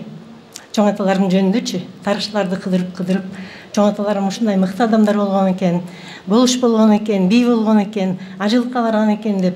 Бирок көп материалдарды мен архивтерден, интернет аркылуу таап, өзүмдүн китебиме жайгаштыргам. Ал эми бул Алматай чоң атам ажылыкка барганын, анын баласы Кайбылда чоң атам ажылыкка баргандыгы жөнүндө маалыматтарды мен жолуктурган эмесмин. Бирок ушул китепте, бүгүнкү китепте ошол чоң аталарымдын ажылыкка баргандыгы жөнүндөгү документтерин жарыялаптыр да. Мен абдан кубанычтамын. Ушул маалыматтар менен сөзүм бекер болбой тастыкталып калганына өтө сүйүнүп отурам. Китепти окуп чыккан жокпуз. Ушул китептеги чоң атам жөнүндө анча-мынча кичине айтып кетейин деп туура таптым да. Биздин чоң аталарыбыз Алматай малы мындан бир 200 жыл мурга жакын жарыкка келген эле. Ошол учурда алар 5 бир тууган болгон, Кенейдин балдары, 3 кыз, 2 эркек. Бир эле айдын ичинде, 1 ай 40 күндүн ичинде ал 2 бала, 3 бир тууган кыздары менен кошо алар ата-энесинен ажырап калышат, Алматай малы.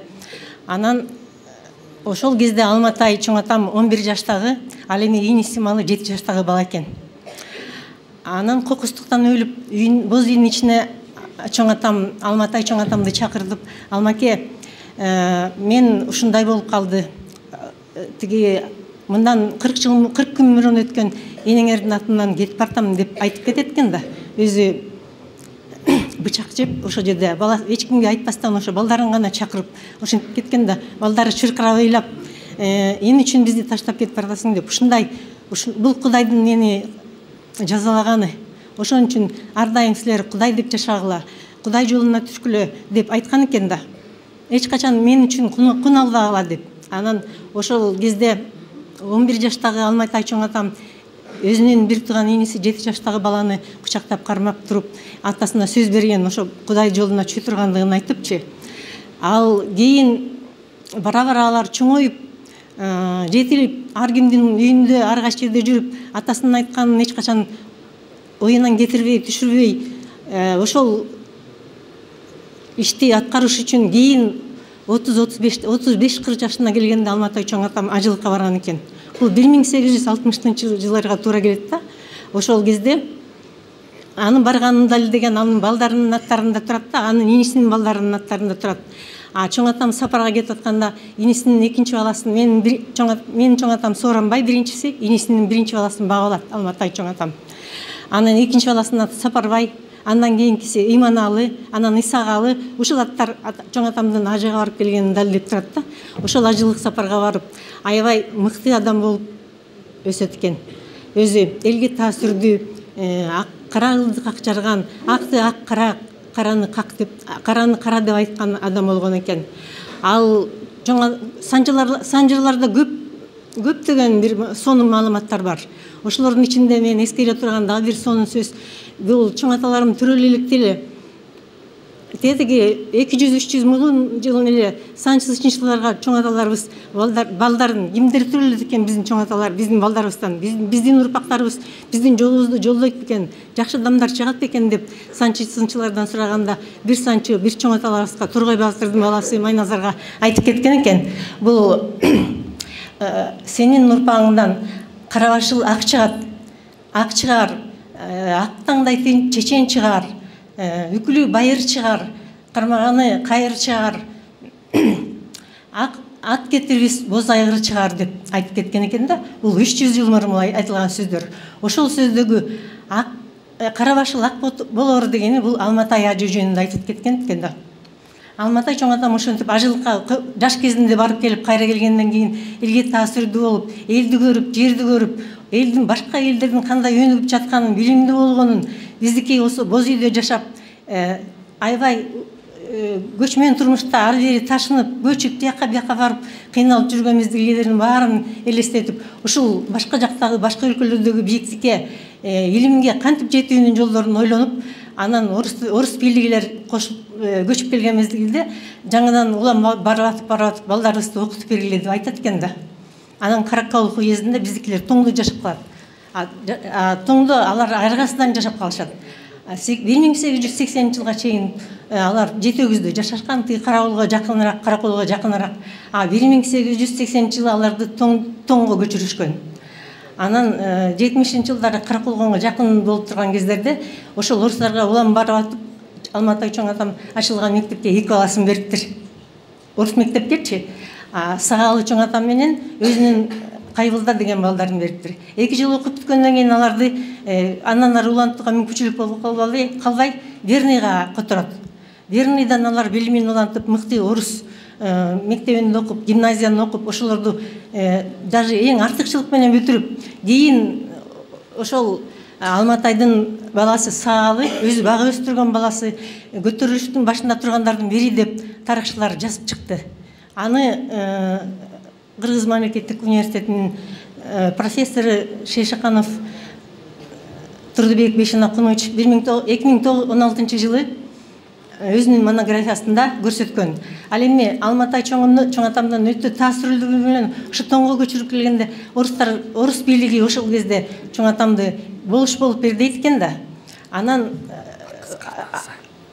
ошол болуш берип кой дегенде бул ажылыкка барып келгендиктен ал чоң атам башка бир жаш тың жигитти ажылыкка көрсөтөлү деп элге айтса, эл макул болуп ошону көрсөтүп койгондон кийин Алматай чоң атамды тигилер төрмөгө камап салышат экен. Ошол кездечи тиги Верныйга алып барып. Кийин анан бул мен ошол чоң аталарымдын айткандарынын баары, көрүп келгендердин баары аябай таасир берип, Алматайдын биринчи багып алган баласы Сооронбай айылда мектеп куруп, ошол тоңдон түптөгү кирпич заводунан ат менен, араба менен кирпичтерди канча бир убакытка чейин ташып, ал 3 күндүк жол. Ошол кездечи араба менен, ат менен ошондой мектеп курган, ошол өзүнүн таасирдүүлүгү менен элге мыкты болуп, улуя аталып, Алматай чоң атам ошол улуя болгондугу жөнүндө дагы Алматай улуя деген китепте чыкканда 2004 жылычы бул ыр түрүндө Алматай чоң атамдын кандай адам болгону жөнүндө айтылган. Андан башка азыр кичине кыскартам. Азыр Алматай чоң атамдын ошондо таасирдүүлүгүнөн мектептеги балдар окуп, андан кийин ошол Алматай чоң атамдын баласы Кайбылда да кошо Меккеге барып жатпайбы? Кийинчи 2006 жылы деп бул китепте, жаңы китепте жазылып турганы, документ менен тастыкталып турганы бизди абдан кубандырат. Ошол Кайбылда чоң атам кийин атактуу Ишеналы Арабаевдин кайнатасы болгон. ошол Арабаевди биздин чоң аталарыбыз өздүн балдарына кошуп, караколдо окутуп, билим берип, ага жолдомо алып берип, уфага чейин окутушуп, жол көрсөткөн менин чоң аталарым болгон. Анан ошол мезгилдеги кыйынчылыктардын баарына туруштук берип, элге билим алуу эң маанилүү нерсе экендигин ошол кезде чоң аталарыбыз түшүнгөн. Алар билим алуу менен биз өнүгүп өсө турганыбызды билишкен.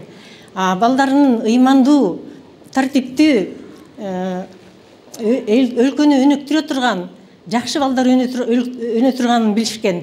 Ошентип мектепти ачуу эң башкы маселе болгон. Ошол ажылыкка барган сапарында ажылыкты, ыймандуулукту, жакшы билим алганды элге жайылтышкан. Ошондой мыкты адамдар болгон.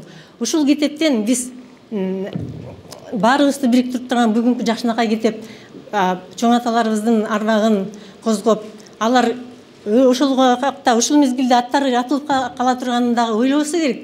Бүгүн баарыбыз кубанычта болуп, ошолордун урпактары, менин чоң аталарымдын урпактары 6-7 поколение болуп калды азырчы бүгүнкү күндө. Ошолор алардын айткандарын улантып, өлкөбүз жакшы учурга доорого түшүп, өнүгүү жолунда болуп баратканы көрсөтүлүп турат. Бул бекеринен иш эмес. Ажылык сапар деген бул адамды, менин өзүмдүн түшүнүгүмдө аябай билимдүү адамдарды жакшы жакка үгүттөгөн, тазалыкка, ыймандуулукка, бири-бирин сыйлаганга, эч качан жамандык кылбаган адамдарды тарбиялоого үгүттөгөн адамдар деп эсептейм. Ошондой адамдарыбыз көп болсун, жашообуз өркүндөп өсө берсин. Бар болуңуз апа, ден соолукта болуңуз, жакшы маалымат болду. Эми урматтуу катышуучулар, меймандар, кыргыз 40-ына чыдайт, анан 41-ине дагы чыдайт. Эми иш-чаранын соңуна келип калдык. Жумагул агай, келиңиз, эми соңку жыйынтыктоочу ыраазычылык сөз сизден болсун. Анан дагы ыраазычылык сөз билдирип коюш үчүн Азамат Исмаилов агабызды чакырайын. Азамат байке, келиңиз. Мына ушул аталган китепке алгач демөөрчүлүк кылып басып чыгарууга чоң салымын кошкон биздин кыргыздын сыймыктуу уулу Азамат Исмаилов.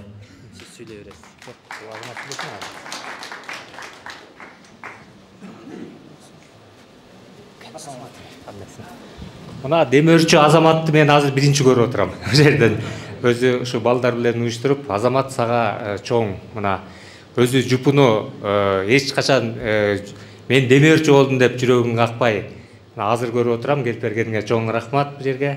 Анан эме бардык мына бүгүнкү бет ачарга келген урматтуу меймандар, алыстан ат тартып мына көлдөн келди, туугандарым Нарындан келди. Мына Нарындан Кубан байке сиз да келдиңиз. Ажы аталарыбыздын урпактары бул жерде көп, жартысын түсөт.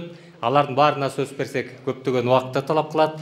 Ошондуктан урматтуу кесиптештерим, урматтуу ушул меймандар, урматтуу туугандар, сиздердин ушул ыйык батаңыздар менен дагы келечектеги жанагы алда койгон максаттарыбызды бирге күбө болуңуздар. Ошондой канча бүгүнкү биринчи томдугунда бет ачар болуп атса, ушу 40 томдуктун бет ачарында жолугалык деп айтат элем. Келгениңиздерге чоң ыраазычылыгымды билдирсем, азыр мына ушул чоң демөөрчү Азамат инем өзү дагы сиздерге өзүнүн каалоо тилегин айтып койсо. Ассаламу алейкум, урматтуу меймандар, аталар, апалар, жумагул ага, сизге терең ыраазычылык билдиребиз. Эмгегиңиз зор, чындыгында Кудай таалам бизге насип кылганына биз аябай сүйүндүк. Өзү Нурет мекебиз дозубуз чалып, ушундай бир жакшы китеп чыкканыптыр дегенде, ошол сунушту бизге айткандыгы аябай чоң сыймык болду.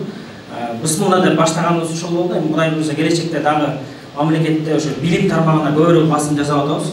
Аллах таалам ушу ишибизге береке берсе, Кудай буйрса келечекте Ажы аталарыбыз келип, Шабдан атабыз келип медресе салганда эле биз дагы ошо билим жаатына көңүл буруп, мектеп салалы деген ниеттерибиз бар. Анан сиз ушул илим алуу, билим алуу бул ийне менен кудуктаскандай дегендей эле 12 жыл мээнетиңизди кетирип, 12 жыл ийне менен кудуктаскандай чоң мээнет кылдыңыз. Аллах таалам сизден ыраазы болсун. Сизге аябай ыраазыбыз. Инсанга ыраазычылык билдире албаган Кудайга ыраазычылык билдире албайт дейт. Ошо сизге дагы аябай ыраазыбыз дагы. Анан ошол ажылык жөнүндө изилдеп, ажылык жөнүндө аябай чоң мээнет кылганыңыз үчүн ажылык эмес, бирок кичи ажылыкка ошо умрага сизге жолдомо берилди болсо, элибиздин сүрөт. Эми кетти.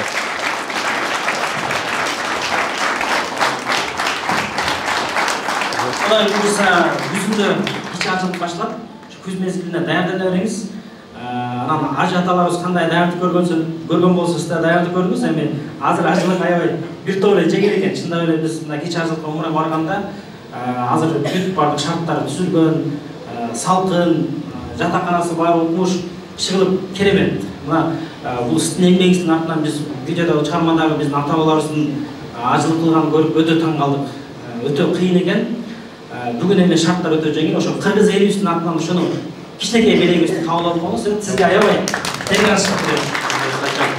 Кудайдан эмнени тилесең, эмнени айтсаң, осунан кандай сөз чыкса ошондой аткарылат дегендей, мен өзүмдүн ажыга барып келген тууган эжелеримен, жезделеримен, жана өзүмдүн замандаш мына ажыга чоң ажыга барып келген майкелеримен сизди келечектеги ажыга барышы жумагул сүйлөшүп атат деп тамашалап ушундай бир тилек кылдым эле. Мен муну күткөн эмесмин. Чоң рахмат. Негизи аябай мына канча мейнеттин үзүлүү ушул жерден башталып атат деп айтсам болот. Рахмат Азамат элек, сага дагы бул китепти өзүмдүн кол тамгам менен келечекте ушундай кыргыз элинде сендей жаштардын чыгып турушу, мына бул бир адамдан бир китеп Нуриет туруп койсоңар, дагы бир жолу Нуриет Бакай. Ушундай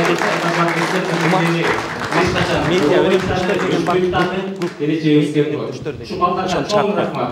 Дагы бир чоң рахматымды билсем. Баарыңыздарга дагы бир рет рахмет чоң рахмат билсем. Мүмкүнчүлүктөн пайдаланып айыл эжекебиздин бүгүн биринчи жолу көрүп атам. Сизге дагы рахмат билдиребиз. Бар болуңуз. Келечекте дагы Кудай таалам өмүрүңүзгө берекебесин, көп келиндердин ачылышын кылыңыз. Сиздер дагы чакыртыңыздар ушундай жакшы илимий ачылыштарга. Сиздер дагы китеп жазыңыздар. Анан жалпы биздин тарыхчыларыбызга рахмат билдиребиз. Кыргыз тарыхын азыр мына кийинки убакта денелерек касып чыкканга мүмкүнчүлүк болот. Негизи эле бул өзүбүздүн ата бабаларыбыздын тарыхын билүү бул тарыхчылардын милдети. Сиздер көзүңүздөрдүн майын, эмгегиңиздерди, убактыңыздарды, ден соолугуңуздарды кетирип изилдесеңиздер, биз силерге жөн эле карап отуруп бул жактан сүрөп отура бербестен ушул акчасы бар ишкерлер акча жагынан жардам кылып, көрүүчүлөр, угуучулар болсо китеп чыкканда китепти полкаларга чаң басып коюп койбой, окуп жардам кылалы. Терең рахмат беребиз. Бар болуңуздар, аман болуңуздар. Рахмат, бар болуңуздар. Агай бул болсо башталыш экен. Эмгегиңизден дагы кыргызга көп кызмат кылыңыз, тарыхый эмгектерди жарата бериңиз. Ушу ыйык сапарга аман эсен барып келиңиз. Бул жерде бул дагы жөн эмес. Эми жалпы меймандар, сиздер отуруп бергениңиздерге, угуп бергениңиздерге рахмат. Эжеке, сизге? Келиңиз. Ооба, ушул жерде. Жумагул менин бир тууган байкемдин баласы, менин иним.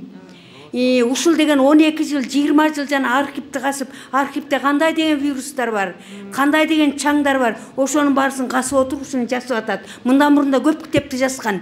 Ошолордун немесинен кичине чырныктап анан айыкты. Кудайга шүгүр деп, Кудайга шүгүр келтирип атабыз. Баарыңыздар ушу Жумагулга Кудайым ден соолук берсин, өмүр берсин, көп жашасын, иши ийгиликтүү болсун деп бата берип коюңуздарды суранам. Мен эжеси катары. Болду. Эжекем кубанганынан көзүнө жаш тегеренип атат. Чындап бир туугандардын атынан жакшы сөз болду. Кубанычтын көз жашы. Чындап агай, ооба, архивде отуруш бул чындап ден соолукка да көп зыян тараптары бар. Аны дагы тобокел кылып сиз чоң эмгек жараттыңыз. Эми жалпы меймандар башкаларга ушундай китеп чыкканын айта барыңыздар. Ал эми автор менен сырттан кол тамга алып, чогуу сүрөткө түшүп, бүгүнкү иш-чарабызды жалпы элибизге сүйүнчүлөп, кабарлап, бөлүшүп коюңуздар. Ошондой эле ушул Метахол Технопарк жалпы жамаатына, биздин оператор жигиттерге, ошондой эле видеого тартып аткан биздин медиа өнөктөштөрүбүздүн баардыгына ат аталгандарга ыраазычылык билдиребиз. Аман болуңуздар. Кийинки китептердин, жакшылык иш-чаралардын бет ачарынан көрүшкөнчө саламаттарыңыздар.